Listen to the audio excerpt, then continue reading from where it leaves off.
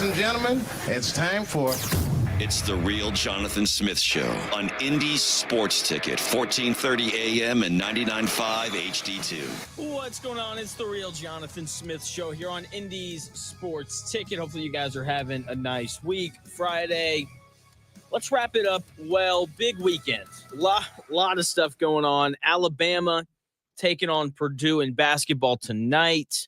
Indiana plays their first real competition of the year tomorrow when they play South Carolina. No IU football. Colts play the Jets on Sunday. Just a lot of stuff to get into. Destin Adams of A-to-Z Sports, he's going to join me here in about 20 minutes to talk Colts versus Jets. Zack Gray, he's joining me at 11 o'clock where we're going to talk bets, betting, who to bet, who not to bet, all of those fun things. But let's start with the Jets and the Colts. On paper, the Colts shouldn't really have much of a chance in this game. The Jets are way more talented than the Colts are, way more names that you recognize, right? It's Aaron Rodgers, Devontae Adams, Breece Hall, Hassan Reddick, Sauce Gardner, and more. Quinnen Williams, right? This game should not be close. Shouldn't be. The Jets are far superior to the Colts when you look at talent. Like if you go position by position, I think you would prefer to have the Jets players every single time rather than the Colts, with the exception of maybe the offensive line. That's how bad this Jets offensive line is. I'm going to talk about that here in a second. But that just, to me, it speaks to how dysfunctional the New York Jets are, that they can be much more talented than the Colts, but you still, don't exactly trust them to blow the Colts out of the water. Aaron Rodgers is part of why I don't trust the Jets right now. Aaron Rodgers is playing the worst football of his career. And this defense, ever since Robert Saleh left, has fallen off a cliff. The interim head coach for the Jets made his defense put full pads on this week and work on tackling. Like, they aren't tackling well. Things are just simply not going well in New York. They have issues everywhere, especially on that offensive line. The Jets have allowed the 11th most amount of pressures this season, and that number honestly feels low. Every time I watch the Jets play, which is relatively often because I want to watch Aaron Rodgers, I want to see how long this train wreck continues, because I find it fascinating. And every time I watch the Jets, Aaron Rodgers is running for his life. And that bodes well for the Colts, who, hopefully Buckner and Grover Stewart and at.to and Kwity Paye and Daiwa Dangbo, hopefully these guys can have a real impact on the game. Hopefully this defensive line can get after Aaron Rodgers. And that is going to be the most important aspect of this Colts defense on Sunday. Because if Aaron Rodgers has time to throw the football, then he is going to pick this Colts secondary apart. Because the receivers that the Jets have are way better than any corner that the Colts have. Garrett Wilson and Devontae Adams, that is one of the best 1-2 punches in the NFL at the wide receiver position.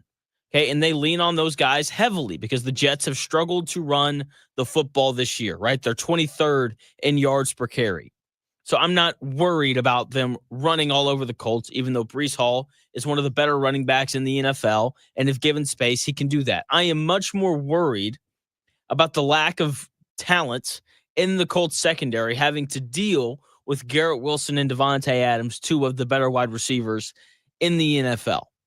That is the thing that I'm looking out for. And if this Colts defensive line can generate a pass rush, which is something that they're supposed to be able to do, okay, they are relatively healthy. If they can get after Aaron Rodgers enough to help negate the talent advantage that the Jets have on the outside, then the Colts are going to have an excellent opportunity to win this game on Sunday. But it starts up front for the Colts on defense. at.to, you're the number 15 overall pick. I need some sacks, okay? Like the pressures are great. The knockdowns are great. The quarterback hits are great. But I need sacks. We need legitimate negative plays to be made. DeForest Buckner traded a decent amount of things for you. He's supposed to be the leader of the defense. I need him to come away with sacks. Same thing with Daiwa Dangbo and Kwity Paye. Like, it is time to not just pressure the quarterback, but to actually get home and generate some negative plays. If they can do that, then the Colts are going to have a fantastic chance to win this game on Sunday. Offensively, I don't really know what to expect from the Colts. I have no idea.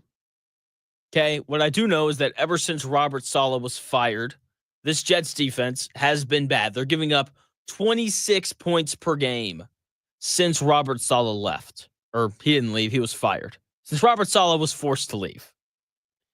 The issue, and the reason why I don't know what to expect from this Colts offense is because I don't know what we're going to get from Anthony Richardson. I have no idea. Maybe he comes out, hair's on fire, he's jacked up, ready to go, and that leads to him being awesome.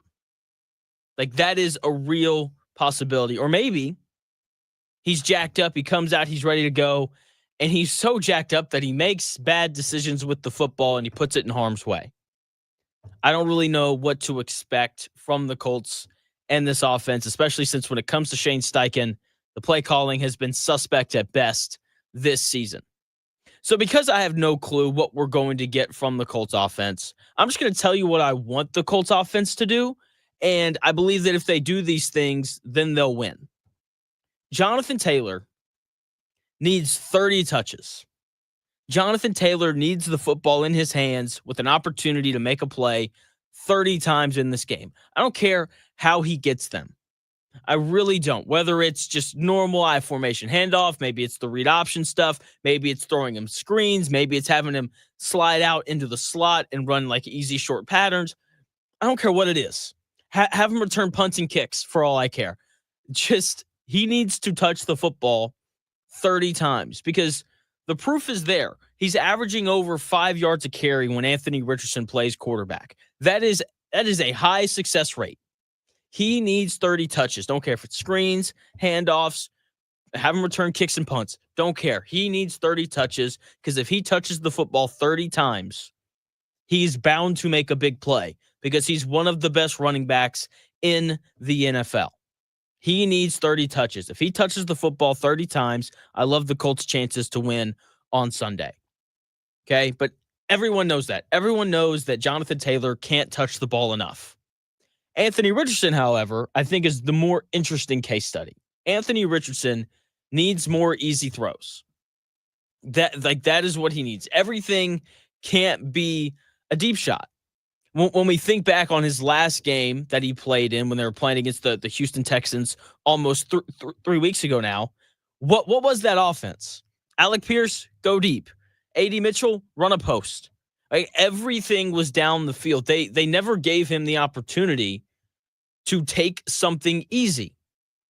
Okay, like he needs to throw some screens. He needs to throw some slants, some curl routes, and just other easy completions. That is what Anthony Richardson needs more than anything else. Okay, like he needs confidence to know that he can complete passes. And if Shane Steichen and Jim Bob Cooter and the rest of this offensive staff are asking him to drop back and complete 15-yard dig routes time and time again, the offense is going to struggle.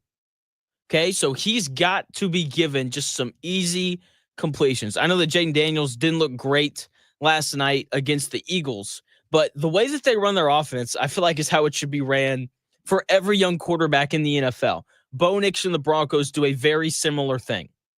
Slants, screens, easy throws, and then from time to time, they're going to take a shot.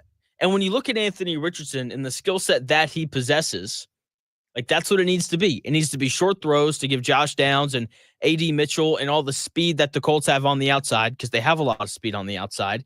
Those guys need to be put in spots where they can make plays after the catch, right? And that usually comes off of slants and drag routes and throws of that nature. Not as much curls because you don't have momentum going down the field whenever you catch the ball. So slants, drags, easy throws like that to give those guys chances to make plays after the catch. And then from time to time, you tell Alec Pierce to go deep, and you let Anthony Richardson throw it as far as he can. That is what the Colts passing attack should look like. Will it look like that? I have no idea because I don't know what to expect from Shane Steichen. If it's what we've gotten all year, it'll be a little bit of play action, a lot of just straight drop backs, and hopefully things go well. Okay, hopefully, though, Shane Steichen is course corrected a little bit. The other thing that I want to see from Anthony Richardson, I want to see him run the ball. I want to see him run the ball well. Okay, like if the Colts run 60 plays on Sunday, 35 of them need to be run plays. Jonathan Taylor should carry the football 25 to 28 times. Then Anthony Richardson should run another 7 or 8. And there should be some easy screen passes and short slants and drags mixed in there. And as soon as I say, hey, Anthony Richardson needs to run the ball, I'm sure there's concern of, but if he runs the ball, he's going to get hurt. Yes, but Shane Steichen has assured us over these last 2 weeks that Anthony Richardson has matured. And if he is really matured as a player, then we shouldn't have to worry about him getting hurt. Because the mature thing that a quarterback does when they run the ball is slide, get down, and get out of the way. That's what mature players do. They slide. They don't take hits. So if Anthony Richardson really has matured, then it shouldn't be an issue for him to run the ball on Sunday. If the entire Colts offense persists of Anthony Richardson just dropping back and letting it rip, like that's what it feels like it was when Anthony Richardson, was playing earlier in the season, then the Colts are not going to score points and the offense is going to continue to struggle and they're going to continue to lose games. Okay, there has to be a heavier reliance on Jonathan Taylor. There has to be a heavier reliance on Anthony Richardson's legs. And there needs to be opportunities for guys like Josh Downs and A.D. Mitchell who can be electric in the open field. There needs to be opportunities for those guys to show off that skill set, to show off that 4.3 speed in other ways than just run fast and hopefully you run by whoever's guarding you. Right? There has to be more of a reliance on the legs of Anthony Richardson. There needs to be more of a reliance on Jonathan Taylor, and these fast receivers need to be given opportunities to make plays out in space. Okay? I feel like those are 3 things we haven't really seen enough of this year. And hopefully we see a bit of a course correction from Shane Steichen, because the offense hasn't been working with this straight drop back mixed in with a little bit of play action. It hasn't been working the way that it needs to. Okay, and look, these guys aren't dumb. Like Shane Steichen, Jim Bob Cooter, like these guys, like they're smart. Like, hey, like they wouldn't be like Shane Steichen wouldn't be a head coach in the NFL if he wasn't. Okay, so certainly he can go back, he can look at the film, and he can notice that things need to change. Okay, so hopefully things change on Sunday when the Colts go on the road to take on the Jets. This was a game that, before the year started, it didn't feel like the Colts had much of a chance to win, just given the amount of talent that the Jets have, but that's not a good football team. They're 3-7 or whatever it is. That team is not good at football in the slightest. And so the Colts have a real opportunity on Sunday to go up there and beat a team that is really struggling right now. And it's only going to happen if Anthony Richardson plays well. And I think in order for him to play well, the Colts have to do a better job of making things easier on him. That is what needs to happen on Sunday. Destin Adams, he's set to join me here in about 6 minutes or so, and we're going to talk more about the Colts and the Jets and the expectations and what we think we're going to see from Richardson. But that's not the only thing that's going on this weekend. We've got big games in the NFL, big games in college football, big college basketball games. Purdue gets into a really tough stretch here of non-conference games. Their non-conference schedule is absolutely brutal. It starts tonight. Purdue, they're playing Alabama. Purdue is a 2.5-point underdog at home. Games at Mackey. Mackey's going to be rocking. Tip set for 7 o'clock. So hopefully that doesn't, well, it won't for me, but hopefully it doesn't mess up your viewing of the Mike Tyson Jake Paul fight, which the fact that this is the fight of the year is still really sad to me. But that game's tonight at 7. And look, Purdue hasn't played any great teams. Like Yale's good. That's a good Ivy League school, but that's really it. So we're going to get our first real look at Purdue tonight. No Daniel Jacobson, no Zach Edey, no Lance Jones, no Mason Gillis. What does this team look like without, obviously 3 guys that contributed to their national championship run last year? And what do they look like without Daniel Jacobson, a guy who was going to play a big role? Indiana, tomorrow, 3 o'clock, they're playing South Carolina. And I'm very intrigued by that game because I think that Lamont Paris is a good head coach. Like South Carolina went 28-6 last year. When's the last time Indiana went 28-6? I have no idea. So I know they lost to North Florida. I think people are chalking this up as an easy W for Indiana, but I wouldn't be too sure of that. I'm going to give you my thoughts on those two games at 10:40. But when we come back here in about 4 minutes, Destin Adams of A-to-Z Sports, he covers the Colts for them. He's going to join me to talk a little Colts versus Jets on Sunday.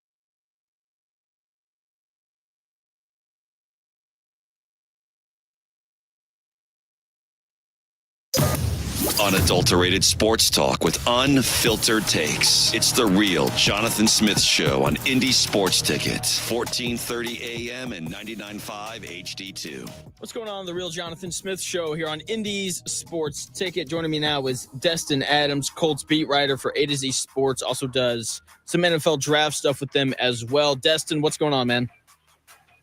I am doing well, Jonathan. How's it going for you?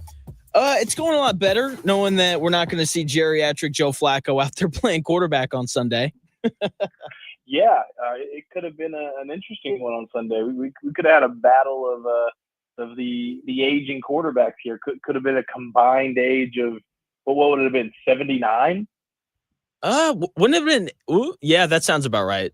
Yeah, jeez, that's insane. I think Rodgers is 40, Flacco's 39. So a combined age of 79 could have been the quarterback matchup.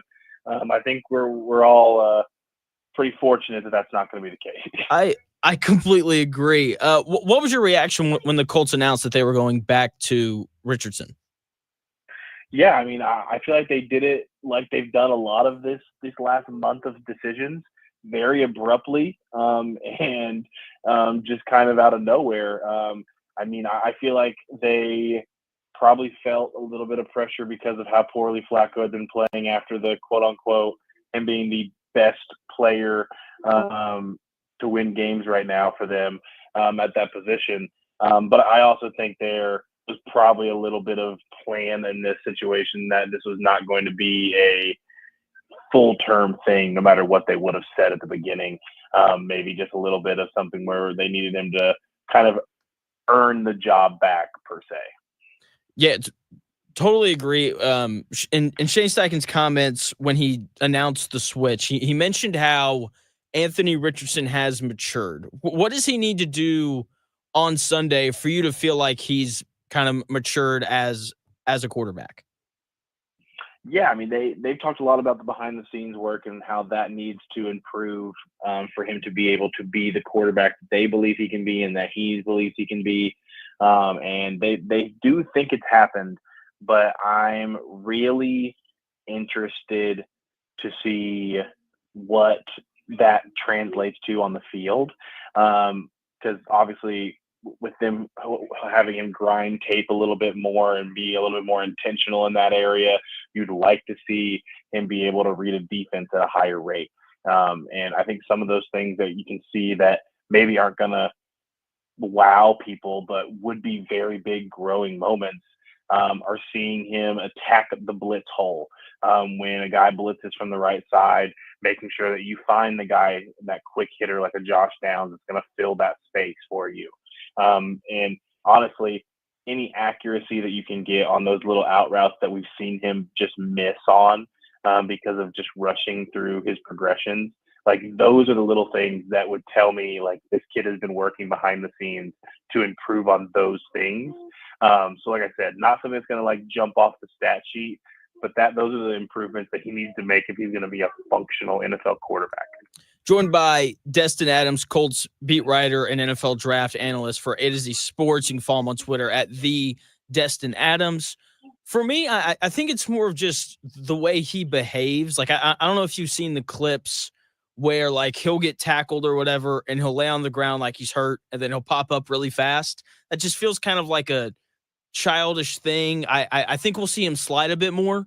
I think that's a maturity thing as well. Do you kind of agree with that? And did those things kind of bother you when he was playing beforehand?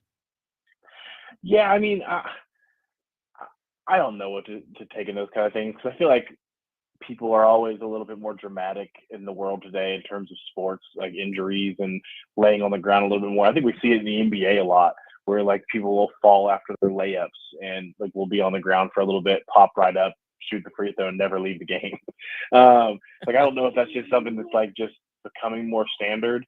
It is strange to me when I see players do it in every sport, just because, especially if you're somebody that has injury concerns, like any extra time on the field like that, you're gonna force somebody to have a little bit of a panic in the stadium when that happens.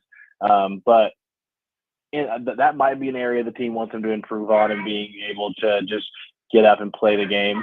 But we'll have to wait and see if that's something that they cared about. Because personally, I haven't heard anything of that being a concern. Okay. Do you think he's going to play well on Sunday? It'll be interesting. This is a very talented defensive line against the Jets that really use a lot of different players to keep everybody fresh throughout the game. The Colts it looks like they're on pace to start 3 rookies again this week, with Bernard Ryman missing the first 2 days of Thursday's practice and Wednesday's walkthrough. But we'll have to wait and see what that looks like. But the secondary, while they have some big names like a Sauce Gardner and a DJ Reed, who are very talented players, they're both aggressive styled corners who can give up big plays by trying to jump a route or trying to use their instincts to do something that maybe a more sound overall corner like a Pat Surtain, for example, like that doesn't do as often. Yeah. Do you think that this switch back to Richardson is going to provide any sort of spark? Like, have you noticed like the energy at practice being higher or anything like that?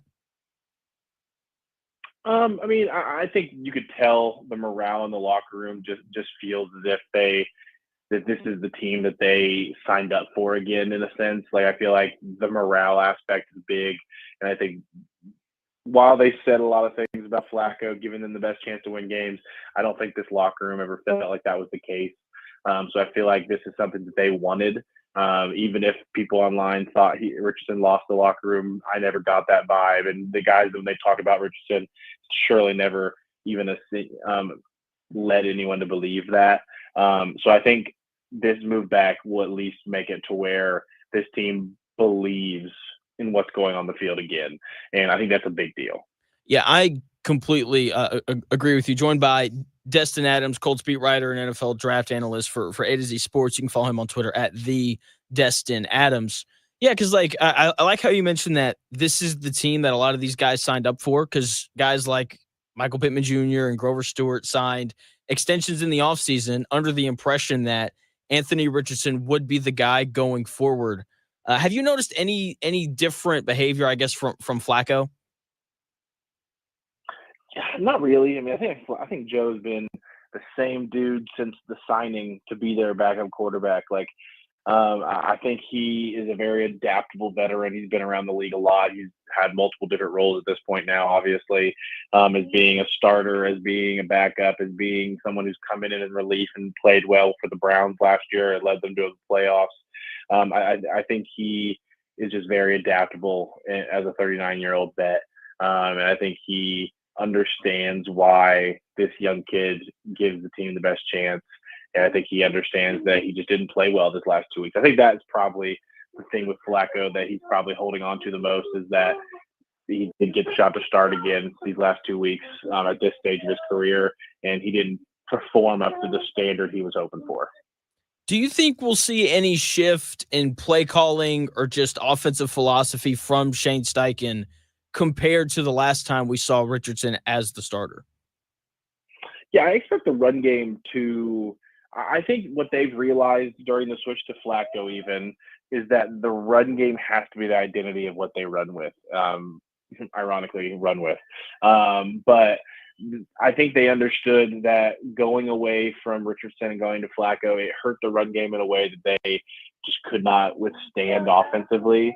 And now I think they understand that letting the run game be the engine that drives this offense is going to be major for not only Richardson's development, but for the efficiency level of this offense as a whole.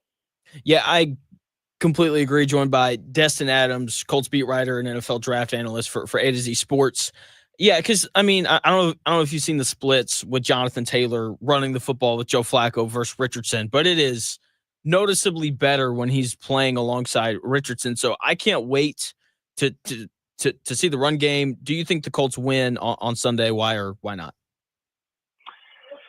Man, I've got a lot back and forth on this. These are two teams that desperately need a win. On the outside looking into the playoffs, this Jets team is, if they have a losing season, are very close to having to have a lot of changes in 2025. And the Colts are a team that getting into the playoffs this year on what was quote unquote supposed to be a development year, would be a big morale boost for a locker room that just needs it. I end up going a close one. I think the Jets defense is talented. I think the Colts defense is playing at the best level we've seen in years right now during this last 3 to 4 week stretch from them. So I'm going to go out and say the Colts win this game. I have it going 24-21. So one that people are going to have to sweat out a little bit. But I think the Colts end up being the better football team. I hope you're right. And like the Jets are more talented than the Colts are. I think people would tend to agree with that. And it just speaks to the importance of not having dysfunction. Like where the Jets, it feels like there's a new story every day. Someone's not happy. That someone is usually Aaron Rodgers. And the Colts have had that a little bit as well. Do things just kind of feel more normal around the facility now that Richardson is starting again? Yeah, I mean, like I said earlier, I think the morale thing is the biggest boost. I think you could just noticeably tell that these players like feel a sense of normalcy again, and that this is the Colts football team that they think and imagined it to be. Now we just have to see it on the field, because I think these guys have a lot of belief in Richardson. I just think he needs to go out and be the quarterback that he believes and that the team believes he can be, because no matter how poor or how upset some of these players may have gotten over the last few weeks, winning changes everything. Winning can cure anything. Like, you get some wins under your belt and it'll feel like some of these negative comments that were made after last week's loss and everything will kind of just disappear. So it all starts with winning, and if they're going to make a run into the playoffs with at 4-6, they still find themselves just one game out and one spot out of the AFC playoffs. So a win this week against the Jets goes a long way, especially if they can get some help from some of the teams ahead of them. Yeah, and they should, because it's them, it's the Broncos, it's the Chargers, the Broncos and the Chargers. I think they still have to play 2 more times this year. I think they both have to play the Chiefs again. That feels like a loss for both of them with the way that they're going. So they should get some help, you would think, in terms of grabbing that final wild card spot. Joined by Destin Adams, Colts beat writer and NFL draft analyst for A-to-Z Sports. You can check him out on Twitter at the Destin Adams. Last question for you, Destin, and I will let you go. Who do you think wins the fight tonight between Mike Tyson and Jake Paul? Ooh, the hard-hitting stuff today, Jonathan. I know, man. I am someone that probably cares about it more than the average person, just because I just love the sport of boxing. I mean, I think the nostalgia element of seeing Tyson back in the ring will be fun, even if it's not Tyson of old. I think if I was a betting man on the fight, I'd probably go Paul, just because it's hard to put my money on this version of Tyson. But I'm just hoping to see Tyson land some big ones, and show that he still has that strength that he was known for all those years ago. But should be a fun one. We'll definitely be watching. Oh, me too. I'm 24. I don't know how old you are, but I obviously never got to see Tyson fight. And that is, like you said, like the draw and just the nostalgia of it all is really enticing. I think it's why so many people are interested. And I'm with you. I don't want to put my money on a 58-year-old, even if he is great, Yeah, couldn't be me. Definitely wouldn't be something I would feel comfortable with. Also feel like my wife would probably have some negative comments to make once I lost that bet if she finds out that that's who I bet on. So can't go that route, but definitely hoping to see just that brute strength that I feel like he probably still has in there.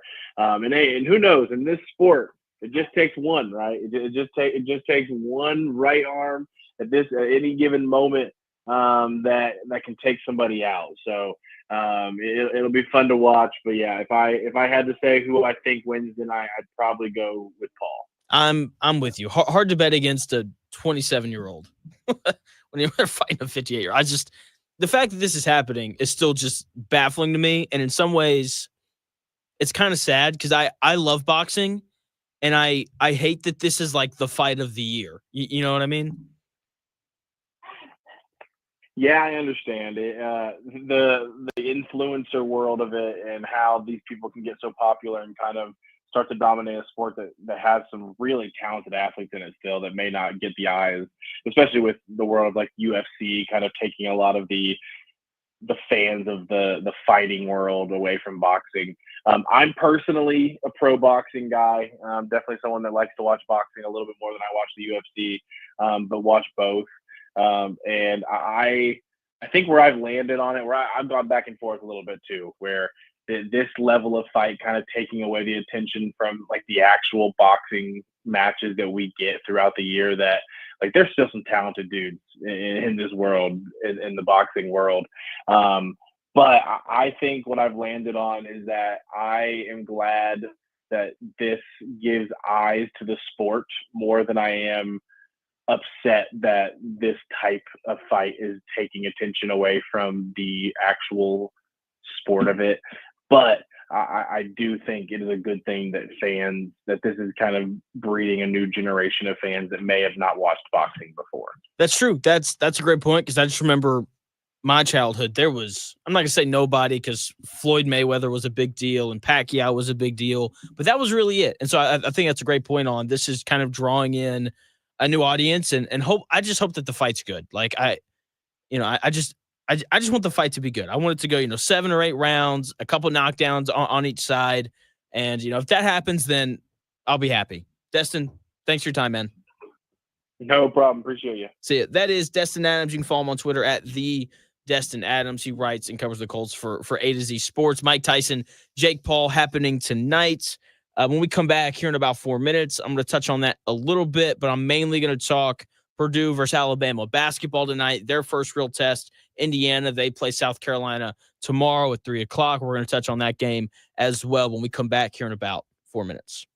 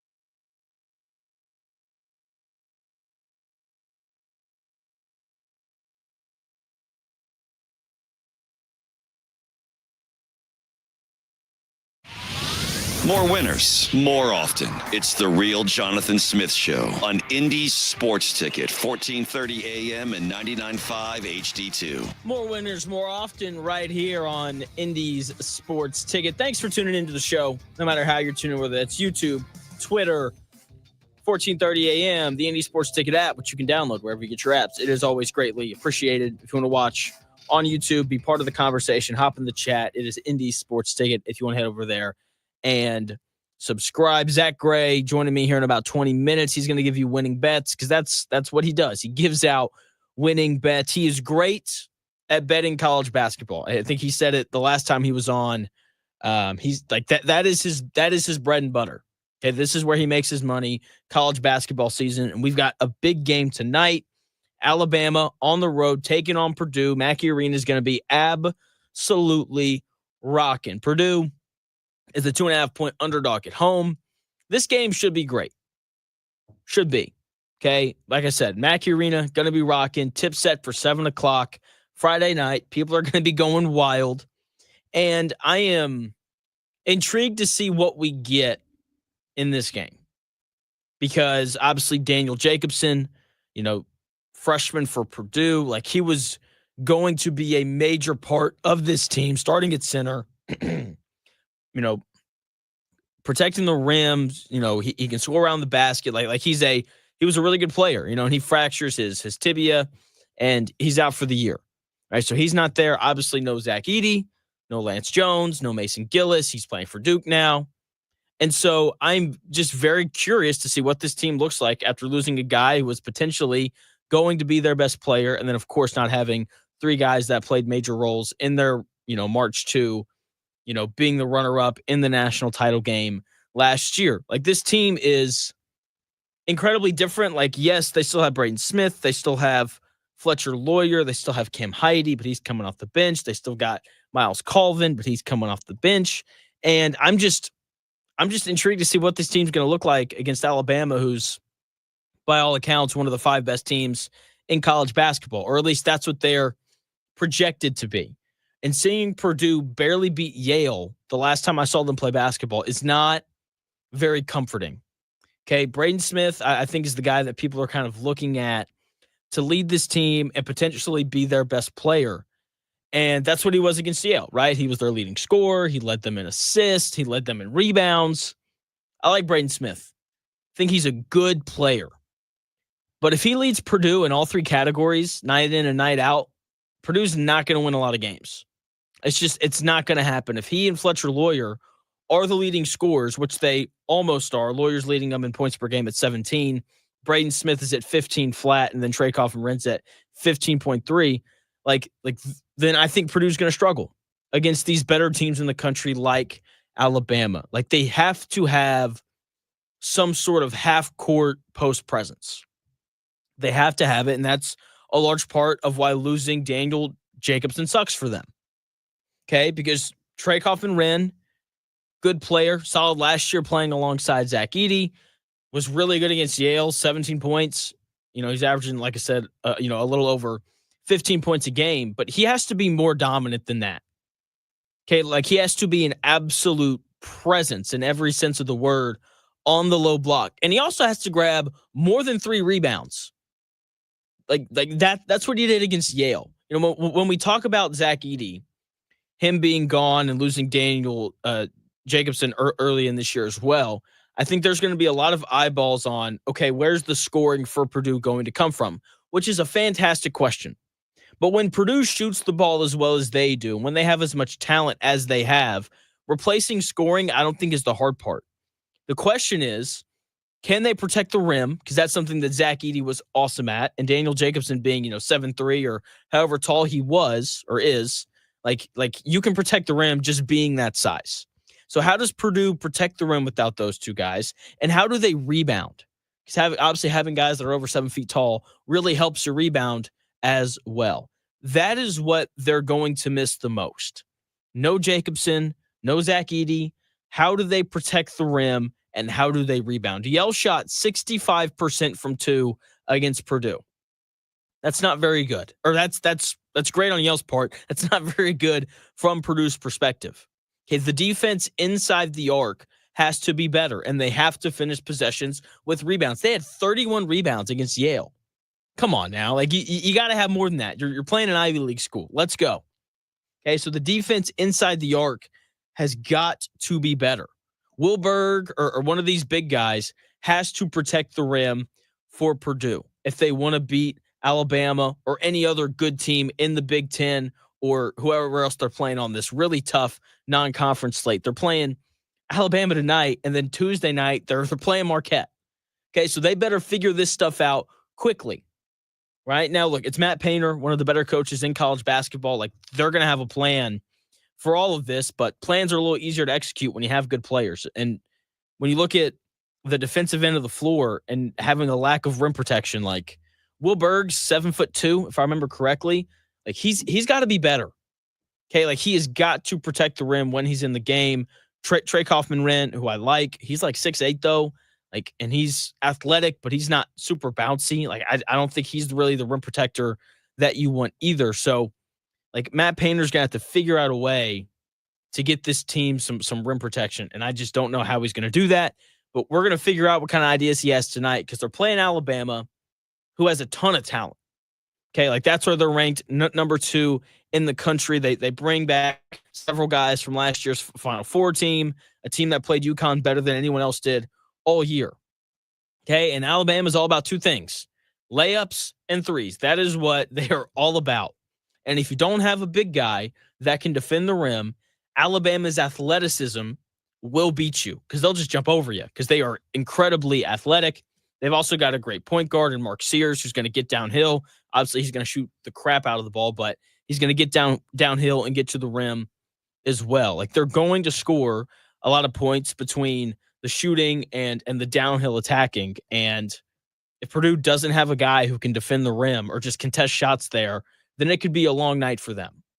But since Purdue is one of the best shooting teams in the country, that has been evident over these first 3 games, they're going to have an opportunity to stay in this if they shoot the ball well. Right? This has the potential to be one of the best shooting matchups we see in college basketball this year because both teams can absolutely light it up from beyond the arc. Hopefully going to get to talk to Zack Gray here in about 13 minutes about the game just to kind of see which way to bet it. So the next big game tomorrow, South Carolina is playing Indiana. And Indiana should win this game.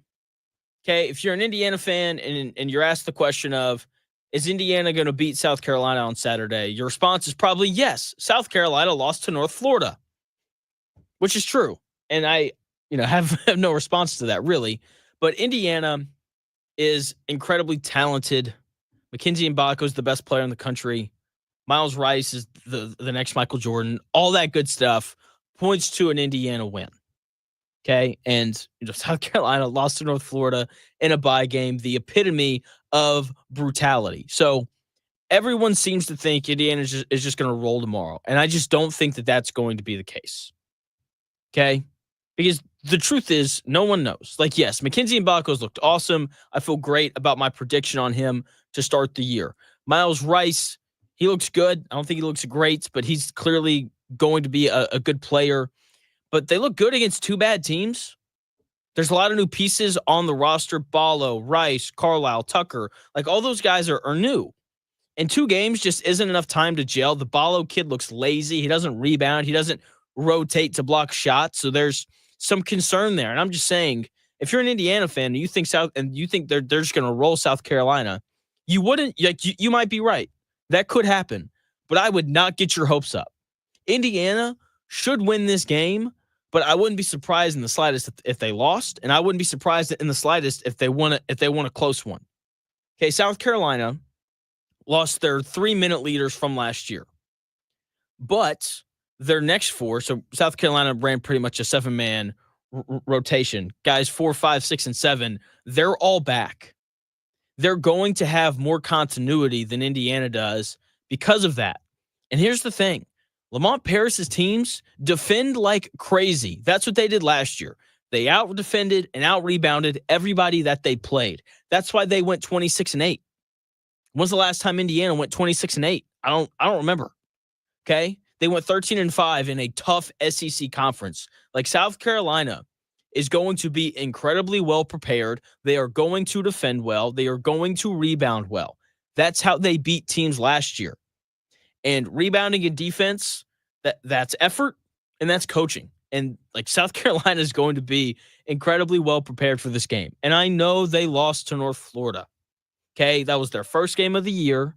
They have bounced back in a big way. They dominated their next two opponents. Indiana better be ready to go, and they better rebound, and they better not turn the ball over. Right, two issues that they've had a bit in those first two games of the year. If they turn the ball over and they don't rebound, they will get beat. I am so intrigued to see how this Indiana team looks against a Power 4 opponent. Right, because they just out-talented SIUE. They out-talented Eastern Illinois. They could do the same thing to South Carolina because Indiana is more talented than South Carolina is. But the difference in talent, it's not going to be the same. Like South Carolina is closer to Indiana talent-wise than SIUE or Eastern Illinois. Indiana should win this game tomorrow. Once again, the game's at 3 o'clock. But, I mean, I'm just saying, they better be ready. Because if they aren't, South Carolina will walk into Assembly Hall and beat them. It wouldn't surprise me in the slightest. Also tonight, 8 o'clock, I bought a subscription to Netflix yesterday for this. I want to watch Mike Tyson fight Jake Paul because I enjoy boxing. Fights tonight, 8 p.m. Eastern. I can't wait. Okay, I've never seen Mike Tyson fight before, so I'm excited just for that experience. I'm expecting for the energy around him, the energy in the building. I'm just expecting it to pour through the television, and I can't wait to experience it. And I hate that boxing has reached this point. You know, I don't like that the biggest fight of the year is Jake Paul and 58-year-old Mike Tyson. Boxing is an incredible sport. Like when we think about just like the most basic sports, right? Baseball comes to mind. It's been around for forever. Take stick, hit ball. Like that's really what it is. But the most simple sport ever made is boxing. Hit the other guy a lot and don't let him hit you. It is the most simple sport ever. And I love it. And I hate that it's just declined this much. Like when I think about the history of sports and the things that I wish that I could have experienced, I wish that I could have experienced the NBA in the 80s and 90s, seen the rise of Michael Jordan and peak Michael Jordan and see the bad boy Pistons and the Lakers and Larry Bird and the Celtics. Like I would have loved to have gotten to experience that. And the other thing is boxing. I wish I could have experienced, Holyfield and Tyson and Muhammad Ali and all these guys, right? Because like when boxing is awesome and it's at its peak and people are invested, it is an incredible sport. And now it's not because none of the boxers want to fight each other for whatever reason. And so now instead of getting excited about two heavyweights meeting up in Madison Square Garden to go at it, we have to get excited about a 58-year-old retired boxer fighting a 27-year-old YouTuber. Like, come on. Like, when you say it that way, it honestly sounds sad. Right? It's just sad to me how far the sport of boxing has fallen, and I hope that someone figures out a way to bring this amazing, incredible sport back to its prominence. We need the NBL, the Netflix Boxing League, where Netflix kind of sets up all these fights, or the Amazon Prime Boxing League, where they make the best fighters in the world actually fight each other. Like that is why the UFC has really kind of surpassed really a lot of sports, because they make the best fighters fight each other and they market their fighters well. Boxing doesn't have that anymore. It's a bunch of freelancers. That's what boxing is. It's a bunch of freelancers who are all about themselves. And until they come under one roof, it'll never be what it used to be. When we come back here in about 5 minutes, Zack Gray, ZG the Grapevine on Twitter, he's going to join the show. We're going to talk gambling. We're going to talk, hopefully, a little Purdue, Alabama. We're going to talk Indiana, South Carolina, college football as well. All those things. It's going to be great. Zack Gray joins the show here in about 4.5 minutes.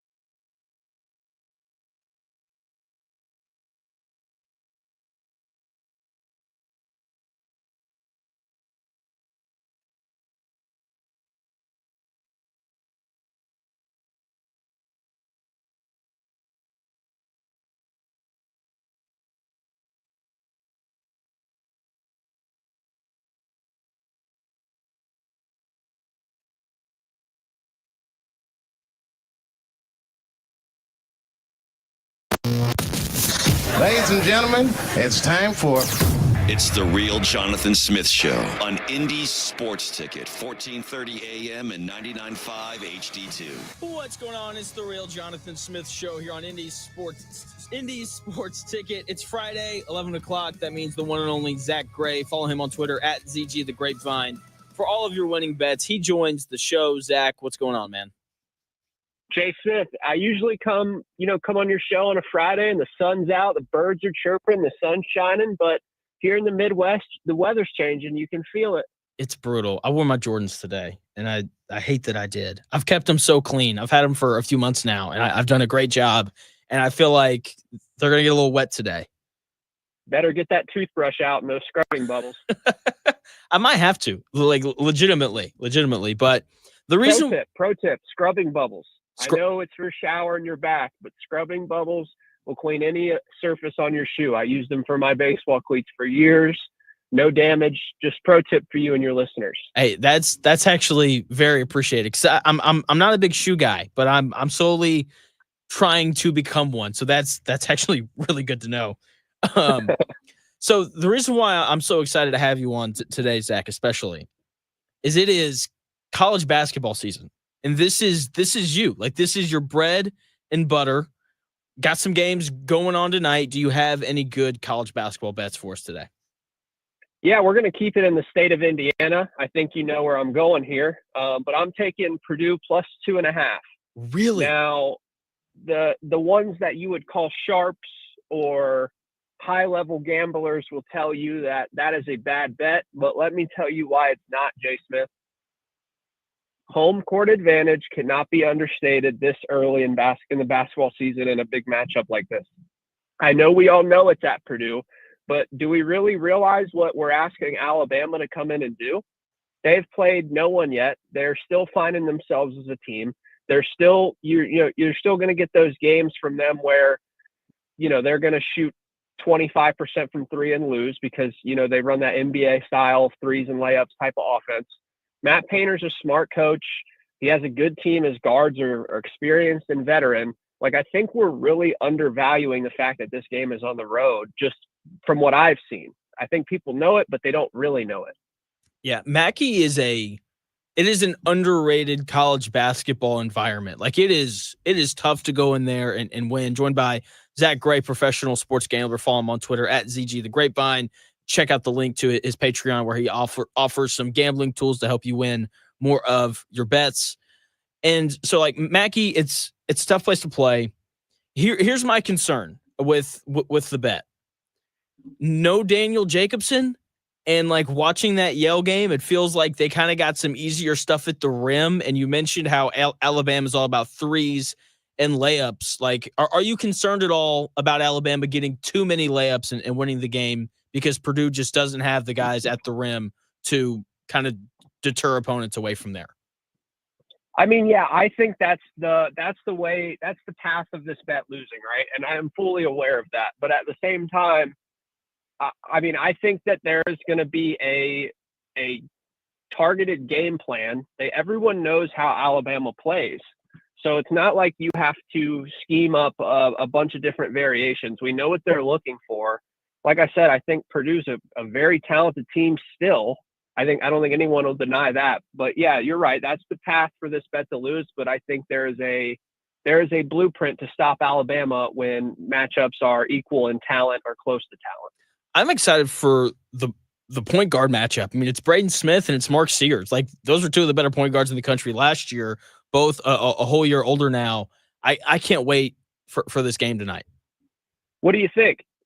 I'm gonna roll with you. I'm gonna take Purdue because I've told you about. There's a guy who calls into Dan's show the sack man. His whole thing is going against like the easy path, if that makes sense. And so because my initial thought process was Alabama is just going to out athletic Purdue at the rim. They're going to get a lot of layups because Purdue doesn't have the rim protection. That's way too easy to predict. So I'm going to go with you, and I'm going to fade what I think is the common thought.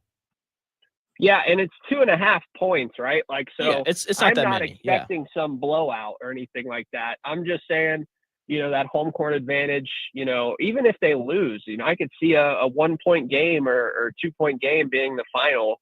I just think it's either that or Purdue kind of, is up late in the second half and kind of extends it with free throws. Like I am a lot high, and this is, me, this is weird coming from me, but I'm a lot higher on this Purdue team than a lot of people are. You are. Especially, it started last year. I started to understand just how good they were, and I don't think people caught on. And this year too, like, I think they're really good, and I think they're at the top of the Big Ten. And I think they play with teams like Alabama. They play these top tier teams really well. We saw it last year. We've seen it for a while now. Zach Edey or not, this team comes to play when they're playing a matchup like this. You're exactly right. And the other thing about Purdue that I really like in this game specifically is, let's say Alabama shoots the crap out of the ball, which they're very capable of doing. So is Purdue. They've shot 40% or better from three in every game that they've played this year. And so if there's any team in the country who can match the shooting of Alabama, it is Purdue. Like, that is one thing I really like about them in this game tonight. You got to make shots, as the great Mark Titus would say. That's exactly right. He's from here, right? Yeah. We both have guys. He's a Buckeye and an Indy native. He is. He's from Carmel, which is kind of crazy. But speaking of Indy, I don't know if you know this or not, but this is officially a football state. They aren't playing on Saturday, which is kind of a bummer. Because, like, I know when they play, like, I feel like the football weekends is at least going to be good, because who knows what the Colts are going to do on Sunday. But, like, I've got confidence in Indiana football, which is a really weird statement to make. But with them not playing, do you have a college football bet for us? Yeah, first of all, are you wanting me to skip the show next week? I don't know if your fans or you are going to really like what I have to say. I think we're honestly going to be on the same page. I don't think they're going to like what I have to say. But no, I'm going to stick in the Big Ten, actually, for my college football bet on the show today. Give me Oregon -13 or -13.5 at Wisconsin. And I'm going to totally, go against my thought process for Purdue. And that's strictly because I don't think Camp Randall is the same environment that we're used to seeing. Yeah. I don't think this Wisconsin team is nearly as talented as any team that Oregon has handled in the, this season. Like, what is the difference between them going and beating Big Ten team X on the road? Like, there's no different. Like, 13 is way too low for me. I have this 3 touchdowns plus in Oregon's favor. They did this last year with Ohio State. Every time a top team plays at Wisconsin, people act like they're playing in Seattle during the 12th man era and the Legion of Boom. Like, so I think Oregon comes in and kicks them in the mouth, and they do what they've done all year, which is go up $1 billion in the first half and take their foot off the pedal, and they win, 42-14 or 42-7. Yeah, that sounds good to me. Even though Wisconsin's been tough, but Oregon is they're rolling right now. Like, I think that I don't even know how to word this. I think the biggest compliment about Oregon is they're so good that no one talks about them, if that makes sense. Like whenever we're doing all the CFP stuff, there is no conversation whatsoever about Oregon. It's all about everyone else. Well, if we're being fair, it's, you win all your games, you deserve to be number one and all that. But I feel like the opposite of what I thought would happen post Ohio State game happened. I thought this was going to really solidify 2 top teams at the top of the country and then everyone else. But it feels like people remember the Ohio State Oregon game as Oregon just kicking the crap out of them. Yeah, that's not what happened. But yeah. That's a different story. But yeah, I do think Oregon is one of the best teams in the country, if not the best team in the country. And I think, getting anything under 14 on this game is a really, really safe bet. So if you can get a 13.5, are you it would be shocking if they didn't win by 2 touchdowns. So I'm not sure about this line. Yeah, I'm with you. If I had to bet it, I'd roll with you. I like Oregon. They're, like I said, they're really rolling right now. I want to switch gears though and ask you, is this a trap game for Ohio State? Do they not cover the 28.5 because they're looking ahead to the undefeated Indiana Hoosiers? Yeah, I mean, I don't think it's a trap game necessarily. I think they'll come out and handle business. I don't know if they'll put it on them like, 40 whatever. But I do think they'll come out, handle business. Last game they played last week against Purdue was against a really bad team, and they played a quote unquote professional football game. They scored when they scored all of their possessions but one. They shut out an inferior opponent. They just handled business. So I expect that again this week. I have the number right around the line. I have it at like 28.3. So right on the line. So I couldn't tell you, a missed kick here or there, or a fluky play here or there kind of messes with the final spread. But I think they handle business. It's at Wrigley, so it gives them a little more of a little mix up, a little more excitement. Carnell Tate, I don't know if you guys know this, but he's wide receiver 3 right now for Ohio State. He's from Chicago. His mother died this summer. So, they're really they're dedicating that game to him. They want to win it for him. So there's all the motivation in the world to come out and handle business. So, if you bet the 28.5, like, I wouldn't be worried. I would watch the game unfold, and I think it's certainly possible. Fair enough. Joined by Zack Gray, professional sports gambler. Follow him on Twitter at ZG The Grapevine. Check out his Patreon, which is linked in his Twitter bio. He gives you a bunch of tools so that you can make better bets. What are your thoughts on the CFP rankings? Because as we know, nobody likes them because that's just the way that these rankings always seem to go. Why do we do this? Do what exactly? Why do we get so worked up about week 11 rankings? We all know that the week to week rankings until it's time to make the final decision is to appease whatever storyline or whatever, what's hot at the time. These mean literally nothing. So it's cool to talk about, but to get upset about it is like, you've seen this for 10 years now about how this thing is done. It's pretty much worthless until it's time to pick, because we've seen so many cases, Ohio State jumping over Baylor and TCU, Ohio State jumping Penn State in 20, like they were Alabama behind last these year. Teams the whole way. Yeah, they were behind these teams the whole way, and then it was time to make a decision. They shook it out the way that everybody wanted to shake out. So, like, to get mad about it is crazy to me. I understand it's an entertainment product. They put it in the middle of the Champions Classic every year so people can put their eyes on it. Like, we have to understand that first. And then if we want to talk about, maybe this team should be moved here or there. And then also you have to go through and say, yeah, there's actually zero way that these rankings hold firm because teams play each other that are in this top 12. And like, it's impossible for it not to change. I don't know.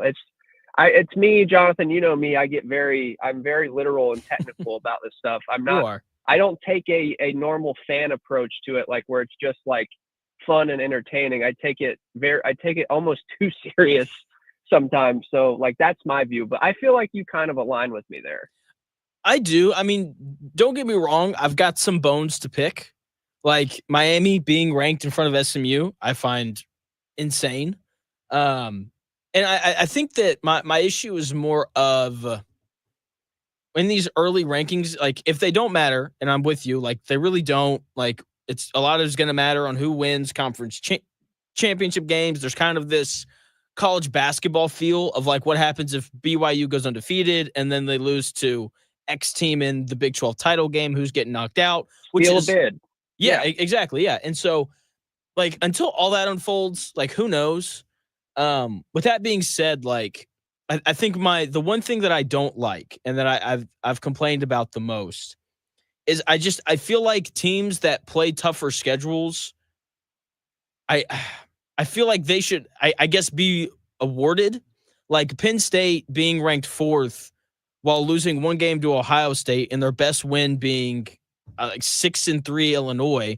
Like them being 4th just doesn't make a ton of sense to me. I think that's the one thing that I feel like we're setting up for is they're going to reward teams that have weak schedules and win a lot of games as opposed to teams that play tougher games and lose a couple because of that, even though their wins are better.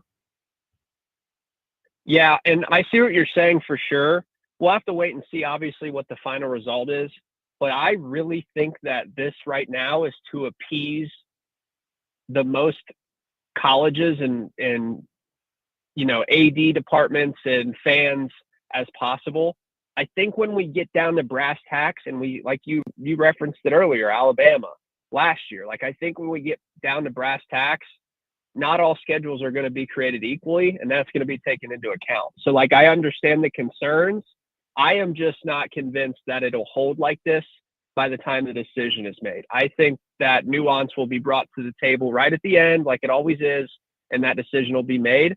But I'll be more than happy to come on here after the final rankings come out and the playoff bracket is set if they continue to hold this pattern. I just think it's a show right now.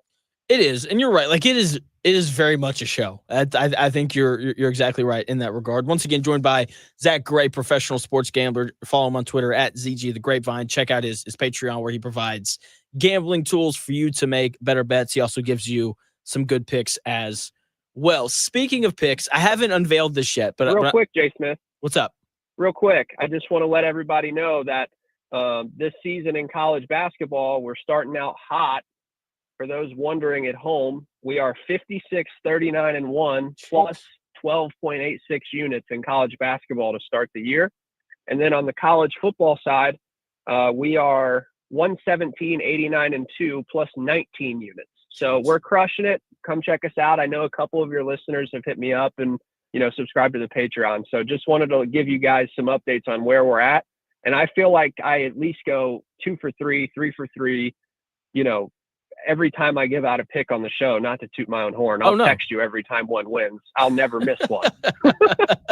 Well, look, if you weren't hitting picks, I probably wouldn't have you on. Wow. I'm just saying. You're uninvited to my wedding. Oh, I'm sorry. Dang. Oh, okay. Just kidding. So you mentioned wedding. I think you told me what you wanted to do for your bachelor party on the show, which, the whole March Madness bracket. I think I signed myself up to get embarrassed on Monday. So I had a buddy of mine, my buddy here in Indy, he texted me. He was like, "Hey, are you free on Monday night?" And he didn't tell me for what. And I was like, "Yeah." And he was like, "Well, the head high school basketball coach at Traders Point High School here in Indy, who I didn't realize was good, apparently. I guess he asked my buddy to grab some guys to scrimmage his varsity team. And I just feel like I'm going to show up and get absolutely schooled by these high schoolers, man. I'm kind of nervous about it. Oh, there's no doubt. There's no doubt about it, Jay Smith. They're going to cook you. They probably will. Like we'll see how it goes, but I haven't played in forever. It's been too long. It's going to be brutal. I don't even know why he asked me. Like, all right, man. Too much structure it's in basketball season. Those guys have been conditioned to play basketball, and it doesn't even matter if you're more talented or better than them. They are just more structurally sound, and it's going to stay. I used to do the same thing, and I used to be like, how is this happening? And then I just thought about it for a second. I was like, this is all they do. And they just have they have plays. I'm just trying to find some space. That's exactly kind of what I think is going to happen, but we'll see. Hopefully it goes well. But oh man, Mike Tyson tonight and Jake Paul. I don't know if you care about this or not. I love boxing. I don't know if you know that about me. I hate that this is the fight of the year, but it's the fight of the year. So I'm going to watch it. Do you have any interest in this fight at all? Yeah, I have some interest in it, and I want Mike Tyson to win, and I think Mike Tyson is going to look like the better boxer per se. Because the dude's 56 years old, and I think it's Logan Paul, right? It's Jake, but yeah. Jake Paul, yeah.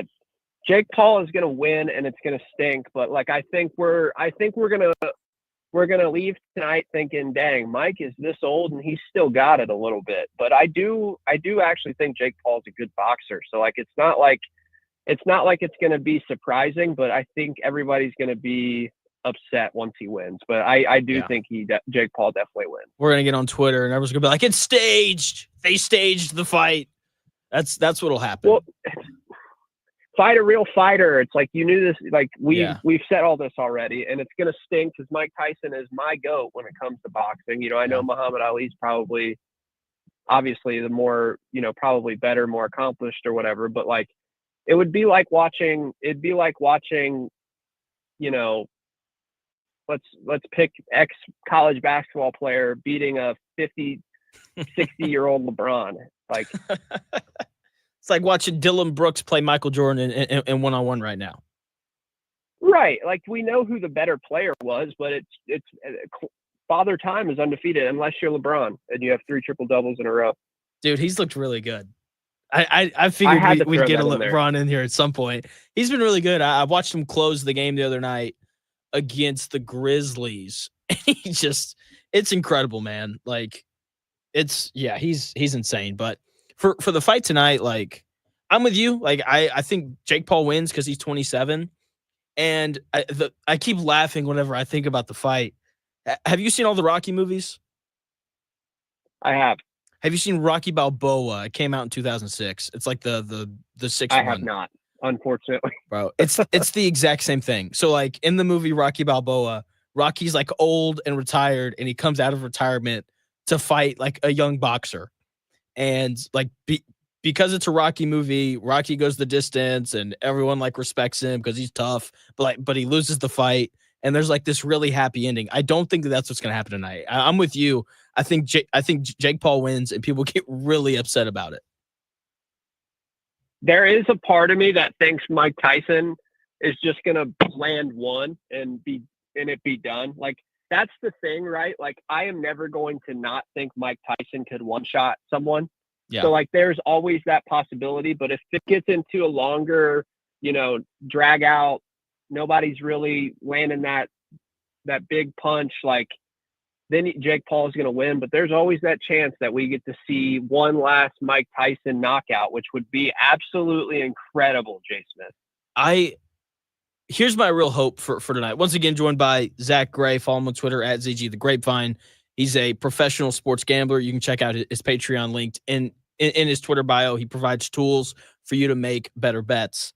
My hope is that the fight lasts like 7 seconds, and it's Mike Tyson just dropping Jake Paul super fast. That way I can turn it off and flip back over to Alabama versus Purdue, which will be happening while the fight's going on. That would be perfect for me.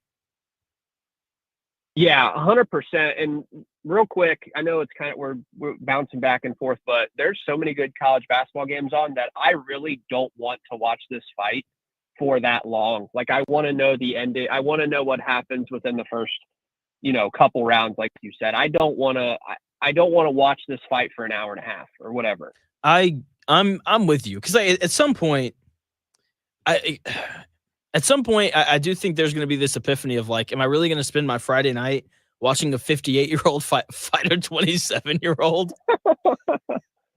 Like, yeah, I just like I said, I really enjoy fighting. Like, I love boxing. I find it incredibly interesting, in part because I know that I could never do it. But I don't know. I once again, I hate that this is the fight of the year. Which other college basketball games are you kind of looking forward to watching tonight? We have a play on Maryland Marquette tonight. Okay. We have let's see here. Alabama, Wisconsin? Or not Alabama, Wisconsin. Didn't Arizona, Wisconsin. That's what Arizona. I meant. Yeah, didn't pull the trigger on that, but that'll be a good game. We have TCU, Michigan that I have a bet on. Ohio State, A&M. And then, yeah, Ohio State, A&M, Georgia, Georgia Tech, Florida, Florida State. There's a lot of good games on tonight. Do you like the new coach at Ohio State? Yeah, I like him. I think he's obviously already kind of flexed his recruiting chops. I think you know, schematically, coaching wise, he does a good job. But I think the most important thing that he does is kind of gets better than Chris Holtmann did at Ohio State. His message kind of ran stale. I think he's just getting guys ready to play, believing in themselves, kind of those intangible parts of being a coach. I thought Chris Holtmann was pretty good at his X's and O's and his recruiting and all of the, you know, things you can measure. I just felt like there were too many times where he didn't get his team ready to go. and he was never able to get out of like slumps. And I think Diebler has already shown, like, when things are going bad, even mid-game, he's able to adjust and kind of get guys back on the rails. And I think that's a welcome addition to Ohio State basketball for sure. Without a doubt. Last question for you, Zach, and I will let you go. I'm not asking for a bet here. I'm just kind of asking more for an opinion. Tomorrow, Indiana's playing South Carolina in basketball. I know South Carolina lost to North Florida, but Indiana fans here, I think, are assuming that this is going to be an easy win because of that. But I'm of the opinion that's where I'm at. Like, Lamont Paris is a really good coach. They're going to defend. They're going to rebound. Like, they went 26-8 last year. I can't tell you the last time Indiana went 26-8. And so what are you kind of looking at in that game? Because Indiana is really talented, but I just kind of expect for the toughness of South Carolina to keep them in that game. Yeah, South Carolina can guard. They've kind of been Jekyll and Hyde so far this year in the small sample size. North Florida is up and down offense. They, like to push the tempo, shoot a lot of threes, and that kind of hurt them. So if Indiana is able to figure out how to score on them, they should win. But like you said, the toughness portion is huge. And from what I've seen from you and Dan and some other Indiana media, it's that this Indiana team might not be the most mentally or physically tough team that we've seen in the great state of Indiana. Dude, Omar Ballo upsets me. He upsets me when I watch him play basketball. He's so lazy. Is that fair though? Oh, I think you're spot on. I like you watch him and but part of it is like, I'm sure part of them is just bored, like playing against SIUE in Eastern Illinois. But at the same time, like, well-coached teams don't look bored in games like that. They come out, they blow teams out, and then you sit your starters and you watch the walk-on score. Right? Not at the beginning of the year, for sure. You said what? You should be chomping at the bit. I said not at the beginning of the year, for sure. You should be chomping at the bit in those games. Those are the games where you win 90-54 or whatever. Like, that's what you're seeing good teams do. And, like, I think we all kind of have we already kind of know what Indiana basketball is going to be this year. I think there's always going to be a lot of hope that it's better than what we think. And Indiana is similar to like an Arkansas football or there it is. Something like that, where the reality of the situation is not reflected in the expectations or the idea of what the program is. And I think that's probably, I've told you this about Arkansas and you still won't believe me, but I just think like once that's kind of offline, it doesn't matter what coach you have, doesn't matter what players you have. It's a cultural program thing that needs to change. And Indiana could shock me, but like they are clearly not at the top of the sport. No, and they haven't been for a long time. Like the first week I was here, I looked at Dan and I was like, in my lifetime, which is like that's 24 years, Purdue's been the better program than Indiana, that's a long time.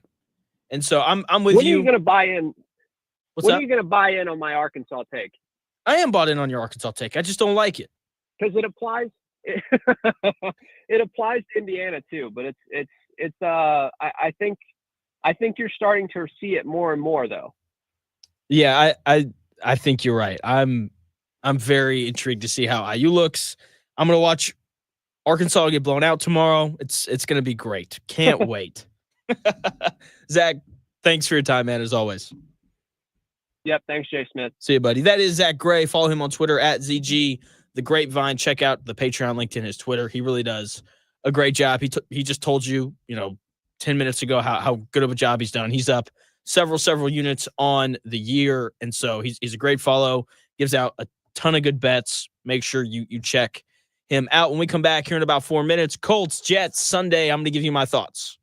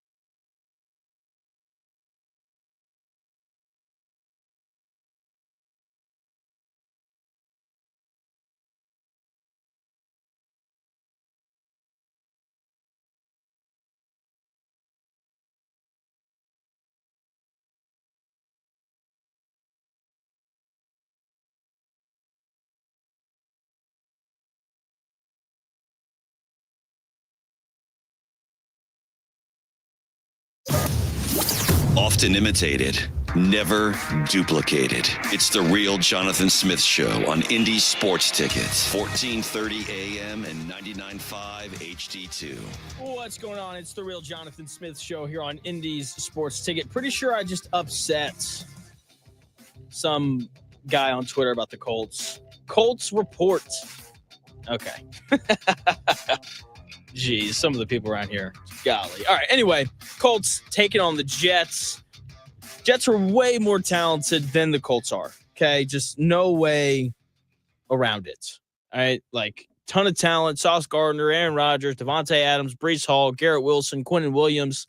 Just a bunch of dudes on both sides of the football that are incredibly talented. They are more talented than the Colts are, right? And, like, when you look at the Jets and you see the talent and how bad they are, you realize how important it is to not be dysfunctional as a franchise, right? Because that's why they're 3-7 or whatever their record is. That's why they're bad. That's why they have a very slim chance at making the playoffs. Like the dysfunction is just running rampant up there in New York. And, you know, like part of it is that. The other part of it is their offensive line isn't very good. Like if the Colts want to win on Sunday, and I think they will, the defensive line has got to play as well as they were advertised to be in the offseason, right? Like we heard about how great the defensive line was going to be.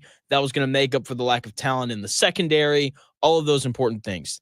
They have got to be great in order for the Colts to win because the Colts just don't have the talent in the secondary to match up with Garrett Wilson and Devontae Adams. And Aaron Rodgers knows this, and if he isn't pressured and he isn't forced to rush his throws and those things, then he's going to pick apart this not very talented Colts secondary. So the defensive line for the Colts has got to be great. Offensively, I don't know what to expect from the Colts. Okay, like the Jets are giving up 26 points per game since Robert Saleh was fired. But I don't know what I'm going to get from Anthony Richardson. He could come out, play with his hair on fire, and be awesome. He could come out, play with his hair on fire, and be terrible and just try to do too much. I think both of those outcomes are very possible. And so because I have no clue what I'm going to get from this Colts offense, I'm just going to tell you what I want to see from this Colts offense. I think if the Colts do these things that I'm about to lay out, then they'll win. Jonathan Taylor needs to touch the football 30 times at a minimum. Okay? Like he needs 30 touches. Don't care how he gets them. I don't care if it's handoffs. I don't care if it's read option handoffs. I don't care if it's screens. I don't care if they line him up at wide receiver. He needs 30 touches. Don't care how he gets them. Anthony Richardson, who the offense is really dependent upon, needs more easy throws. Like that last game against the Houston Texans where everything was a go ball just doesn't work. Everything can't be a deep shot. He needs to throw slants. He needs to throw screens. He needs to throw curls. He needs to throw drags. He just needs easy throws. Okay, if they're asking him to throw 15-yard dig routes on every third down or every time he drops back to throw it, then the offense is going to struggle. And the other thing is when you throw those when you throw those slants and those drags, you give guys like Josh Downs, who runs a 4.4. You give guys like Adonai Mitchell, who runs a 4.3. You give guys like Alec Pierce, who runs a 4.3, opportunities to run and make plays after the catch.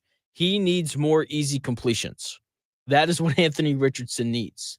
He also needs to run the football more. Okay, you know, if the Colts run 60 plays as an offense, 35 of them need to be run plays. Jonathan Taylor should be handed the ball 25 to 28 times. Then Anthony Richardson should run it himself another 7 or 8. Like that is where this Colts offense is at its best when they are running the football. Jonathan Taylor averaging over 5 yards a carry when he's in the backfield with Anthony Richardson.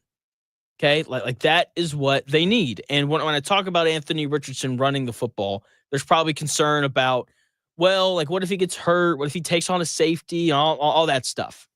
If he's matured, like Shane Steichen has said that he has, then you shouldn't have to worry about him not sliding because mature quarterbacks in the NFL, Josh Allen, Lamar Jackson, Patrick Mahomes, they get out of bounds and they avoid big hits. If Anthony Richardson has really matured these last 2 weeks, then that shouldn't be a concern at all.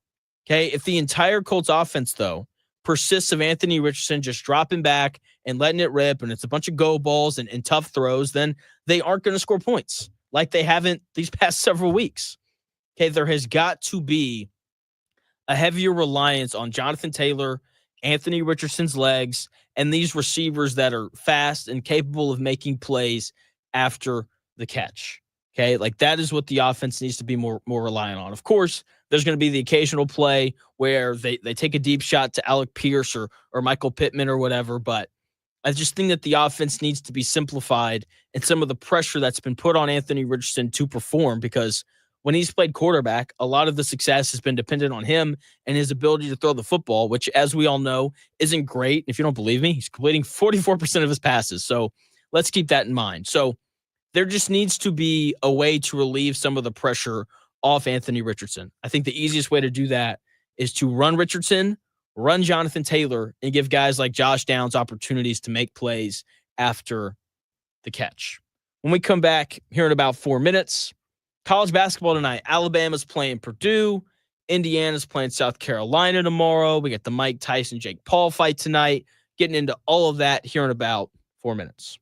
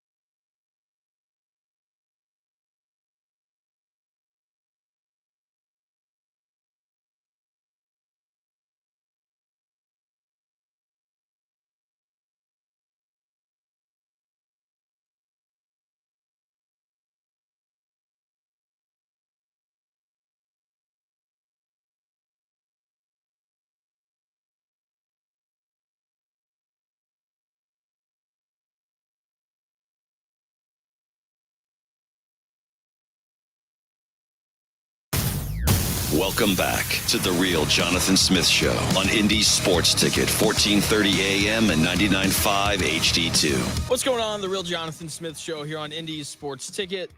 I'm annoyed. These people, man, like Colts fans. Oh my gosh. So I get on Twitter during the breaks, just kind of turn my brain off, just kind of scroll a little bit. But then I see people being dumb, and I just like, oh my gosh. So I guess Stephen Holder of ESPN, he wrote this piece kind of going in a little bit on why Anthony Richardson was benched. Okay. Nice to know he finally got a scoop from someone. And, they're talking about how he's been getting up at 5:30 this week, or he's been getting into the facility at 5:30 to go over protections and to get ready for the Jets game and all of these different things. And I just, like, why? And so this guy at Colts Report, no idea who this guy is. He posts this graphic, and it says that Anthony Richardson has taken it upon himself to go and do this. And that's just that. I'm sorry. I refuse to believe that Anthony Richardson was just randomly like, you know what? I'm going to start doing everything different. Okay. The reason why he's going in early is probably because this is one of the things that the Colts are requiring of him to show that he has matured. Why he wasn't doing this beforehand, I have no idea. No idea whatsoever. Maybe it's because Joe Flacco wasn't doing it. I don't know. But the idea that Anthony Richardson changed his mind on this on his own, I think is kind of insane. Because if he wasn't doing this before he got benched, then that tells me that he didn't do this of his own volition. He did it because things didn't go his way. Right? But I guess that's not what matters. What matters is that he's doing it, and hopefully that leads to him playing better on Sundays, but we will see. Hopefully tonight, Purdue plays well. Purdue taking on Alabama. Purdue is a 2.5-point underdog at home. Our gambling guy here on the Real Jonathan Smit Show, Zack Gray, he says to take Purdue because it's at Mackey, one of the tougher places to go in and win in all of college basketball. And this is going to be our first real look at Purdue. Like, I know that they played Yale close the other day. They shot the crap out of the ball. That's why they're able to hold off Yale. But they're talented. Braden Smith, third year as a starter. Fletcher Lawyers, third year as a starter. They're going to be fine. Okay, Braden Smith led Purdue in points, rebounds, and assists against Yale. That is an incredibly impressive feat. All right. When it comes to Purdue, though, Braden Smith can't do that every night. If Braden Smith is their leading scorer, assister, and rebounder every night, they are going to lose a lot of games. Okay. And I like Braden Smith. He's a good player. But if he's that important for them, then they're going to be in trouble. Honestly, if he and Fletcher Lawyer are consistently the leading scorers, I think Purdue could have some struggles to beat better teams in the country like Alabama tonight. They have got to find some sort of post presence. Okay, Trey Kaufman-Wren, he's been solid this year, right? He had 17 points against Yale, averaging a little over 15 points a game. They need more from him, or they need someone else like Will Berg, Caleb First, someone else to be able to come in and kind of give them scoring from that post position. Also, Trey Kaufman-Wren, I need you to grab more than 3 rebounds. Okay, that's how well he rebounded against Yale. And when we look at the Daniel Jacobson injury, when we look at Zach Edey moving on, I think that the obvious thing to point at is Purdue's going to miss their offensive production, which is true, right? Because those are two guys who could score it, especially Edey, the most dominant player in college basketball we've seen since Shaquille O'Neal. But look, like, replacing scoring, I don't think is very hard because there's a lot of guys out there who can score, whether that's through shooting or finishing around the rim. The thing that they're really going to miss with the Jacobson injury and Zach Edey, moving on, is they don't have anyone who can protect the rim, and they're going to miss the rebounding that those guys provided. Like, Yale shot 65% from 2-point range against Purdue. Like, that's not very good. And I'm willing to bet that if they had a Daniel Jacobson, a 7'4" guy, standing at the rim, then Yale wouldn't have shot that well from inside the arc. So how does Purdue protect the rim? That is the answer that I'm going to be looking for tonight in this game, because Alabama, they want layups and they want threes. That is what they're all about. And if you don't have a big guy at the rim against Alabama, who is incredibly athletic, they can just out-talent you.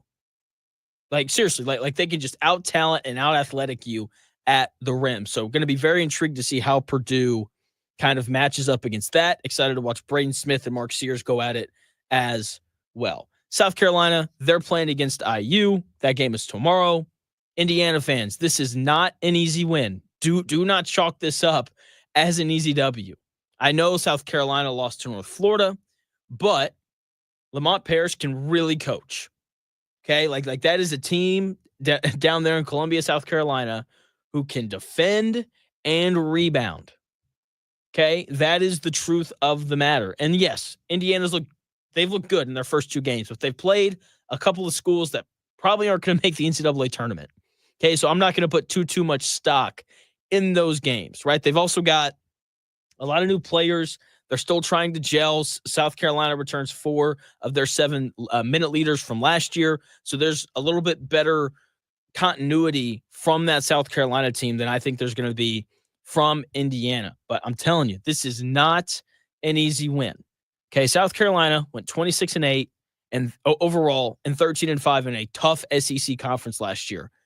Couldn't tell you the last time Indiana went 26-8 or better. Okay, like South Carolina is going to defend. They're going to rebound, right? So don't just look at that loss to North Florida and be like, okay, South Carolina is not very good. They've responded incredibly well to that loss. They blew out their next 2 opponents. Okay, so I am very intrigued to see how South Carolina looks against Indiana, and I'm excited to see how Indiana looks against a legitimate Power 4 opponent that's going to rebound and defend and is going to be athletic, because SEC teams are always incredibly athletic. So we'll see kind of how all of this plays out, but that game is tomorrow at 3:00. Purdue, Indiana, they're playing tonight at 7:00. I think both games are on Peacock, which kind of sucks, but anyway, should be fun to watch. And then, of course, tonight, the headlining event, the fight of the year, which I hate saying, Mike Tyson versus Jake Paul. I bought a subscription to Netflix for this. Okay, I think that shout out to Gritty. She over here in our YouTube chat, Indies Sports Ticket, if you want to check out the YouTube channel, if you want to watch the show live over there, comment and do all those things. I don't think that the Paul and Tyson fight is set to start until 10:00. I think that first, pre the undercard, I guess that's what it's called. That fight starts at 8. Tyson and Paul that fight won't start till closer to 10:00. But can't wait to watch this fight. Never seen Mike Tyson fight before. It obviously won't be like the old days, but the energy is going to be really high. I think people are excited to watch Mike Tyson, this legend, fight Jake Paul, a guy that a lot of people don't like. I think that the energy in the building in Dallas is going to just pour out through the television, and I can't wait to experience watching it. And as I've thought about the fight, I hate that boxing has reached this point. Like, I don't like that Jake Paul, a YouTuber, versus 58-year-old Mike Tyson is the fight of the year. Like, boxing is an incredible sport. And like when I think about the history of sports, like I wish I could have experienced basketball in the 80s and 90s, Michael Jordan, Bird, Magic, Isaiah Thomas, all those guys. And I wish I could have experienced the height of boxing. Like, I wish I could have seen Mike Tyson and Evander Holyfield go at it, and all of those things. Like, boxing at its peak is incredibly entertaining. And we've reached this point where the best boxers in the world don't want to fight each other. And it's sad because of that sad reality, boxing has kind of slowly gone away. And from time to time, we get these gimmicky fights like Logan Paul versus Floyd Mayweather.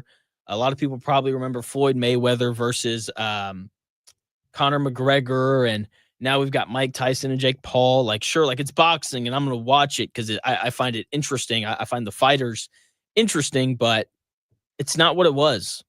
But like, why is 58-year-old retired boxer versus 27-year-old YouTuber? Like, why is that the fight of the year? It shouldn't be.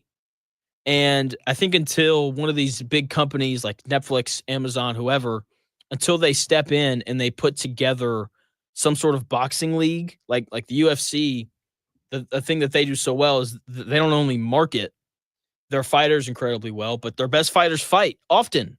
And you just don't get that in the world of boxing. Guys just don't fight enough. And because of that, Mike Tyson, Jake Paul, that is the fight of the year. Very intrigued to see how it goes. Can't wait to watch Purdue play Alabama tonight. Can't wait to watch Indiana basketball take on South Carolina tomorrow. Can't wait to watch the Jets play against the Colts. How does Anthony Richardson look? I hope he looks good. I hope that we see some changes in strategy from Shane Steichen. I hope that they run the ball more. Apparently, Anthony Richardson is out here reading up on different pass protections, and he's getting in the building early and all that stuff. Why he wasn't doing that before, I have no idea. So Colts fans are just amazing. Just simply amazing. That's going to do it here on the Real Jonathan Smit Show. Thanks for taking the time out of your day to tune in. The Dan Dockett Show is coming up next. Several great guests. Urban Meyer is going to join the show right at noon, so make sure you stick around for that. Head coach at Wabash, Coach Morrell, if I remember correctly, it's his name. I think he's set to join us at 1 o'clock, and then Frank Isola, he's going to join us at 2 to talk Pacers and the NBA Cup, which starts tonight. Thanks again for tuning in. I'll be back on the air Monday at 10.